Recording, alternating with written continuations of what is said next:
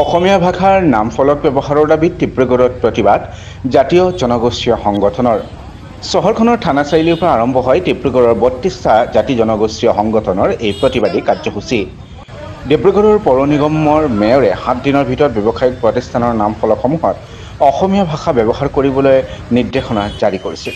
কিন্তু ইয়াৰ পাছতো পৌৰ নিগমৰ নিৰ্দেশনাক গুৰুত্ব নিদিয়াকৈ তীব্ৰ ক্ষোভ প্ৰকাশ কৰি আজি এইদৰে নাম ফলকত কলা ৰং সানি প্ৰতিবাদ সাব্যস্ত কৰে জাতীয় জনগোষ্ঠীয় সংগঠনৰ কৰ্মীসকলে। আমাৰ দল সংগঠনৰ নেতা কৰ্মীসকলে আহি কিনে আমি আজি নিজেই আজি হাতত মানে কাৰ্যসূচী ল'বলগীয়া হৈছে। তেতিয়াহ'লে মেয়ৰ ডাঙৰীয়াই যে যিখন পত্ৰ প্ৰেৰণ কৰিছিল মানে ব্যৱসায়ীসকললৈ তাৰমানে ভেঙু চলি আছিল নেকি? তেখেতৰ মেয়ৰৰ পাৱাৰ নাই নেকি? তেখেতে কি কাৰণে সেইখন দিছিলে কাগজখনৰ উত্তৰটো আমাৰ ৰাইজক দিব লাগিব। আৰু যদি ব্যৱসায় প্ৰতিষ্ঠানসমূহে মেয়ৰৰ কথা নুশুনে তেতিয়াহ'লে শুনে কাৰ? মানে ইয়াত চলিছে দাদাগিৰি কাত। এই গোটেই ব্যৱসায় অঞ্চলত ডিব্ৰুগড় চহৰত কাৰ ব্যৱসায় আছে? থলুৱা ভূমিপুত্ৰ জাতি জনগোষ্ঠীৰ ব্যৱসায় আছে নেকি? নাই। গোটেই ইয়াত যিসমূহ বনীয়া গোষ্ঠী ইয়াত আছে, যিসমূহ বহিৰাগত মানুহৰ ইয়াত ব্যৱসায় প্ৰতিষ্ঠান আছে, সেইবিলাকে তেওঁলোকে আমাৰ দল সংগঠনৰ কথাটো নুশুনেই।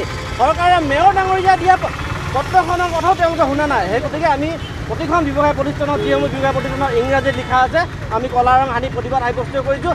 যদি ইয়াৰ পিছত তেওঁলোকে যদি এইসমূহ শুধৰণি নকৰে তেতিয়াহ'লে আমি নিজেই আহি কিনে তেওঁলোকৰ বৰ্ডবিলাক আমি ভাঙি পেলাবলৈ আমি বাধ্য হ'ম।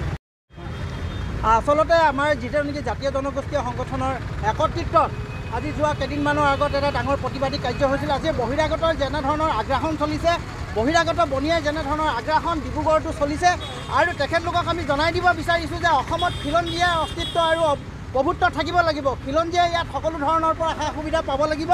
আমি তেখেতলোকক জনাইছিলোঁ। আৰু ডিব্ৰুগড় জিলাৰ যি মেয়ৰ ডাঙৰীয়া তেখেতলোকে এখন নটিফিকেশ্যন জাৰি কৰিছিলে। তাৰ স্বত্তেও তেখেতলোকে আজি পৰ্যন্ত আমি আহি দেখা নাপালোঁ যে তেখেতলোকে যিবিলাক বেনাৰ হৰ্ডিঙত আমি অসমীয়াত স্পষ্টকৈ ডাঙৰকৈ অসমীয়াত লিখি তাৰ তলত বেলেগ আখৰ আমি লিখিবলৈ তেখেতলোকক আমি অনুৰোধ জনাইছিলোঁ। কিন্তু তেখেতলোকে আমাৰ অনুৰোধ কিঞ্চিত মানুহ তেখেতলোকে সঁহাৰি নজনালে। তাত আমাৰ দল সংগঠনৰ সকলো কৰ্মী ক্ষোভিত হৈছে। আৰু তেখেতলোকক জনাই দিব বিচাৰিছোঁ যে অনাগত দিনত যদি তেখেতলোকে ইয়াত অসমীয়া ভাষাত স্পষ্টকৈ বেনাৰ হৰ্ডিংবিলাক যদি তেখেতলোকে স্পষ্টকৈ প্ৰকাশ নকৰে, আমি কিন্তু তেখেতলোকৰ বেনাৰ হৰ্ডিংবিলাক আমি আৰু অনাগত দিনত আমি নমাই দিবলৈ বাধ্য হ'ম। জয় অসম।